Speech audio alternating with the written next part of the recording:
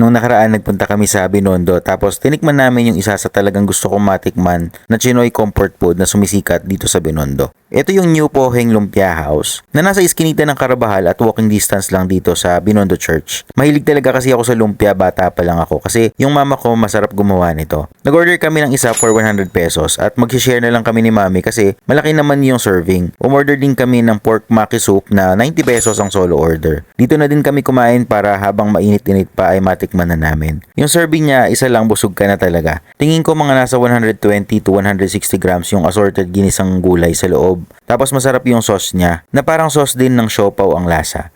Sobrang satisfied ako sa lasa nito. Ito talaga yung old school lumpiang sariwa na natitikman ko noon. Classic lumpiang sariwa nga kung tawagin ko ito kasi ganito talaga yung mga lumpiang sariwa noon. Mag-garlic and mapinat yung flavor. At babalik-balikan ko ito dito sa Binondo. Yung pork maki soup naman ay para siyang matabang na pares. O para lang talaga siyang clear soup na may konting soy sauce at medyo malapot. Ang pinakamit niya yung pork tenderloin na parang mas maraming taba. Tapos nilalagyan siya ng black vinegar. Okay naman siya pero baka hindi na ako umorder sa susunod kasi mas nagustuhan ko talaga yung lumpiang sariwa. Kayo, ano ang cravings niyo dito sa Binondo?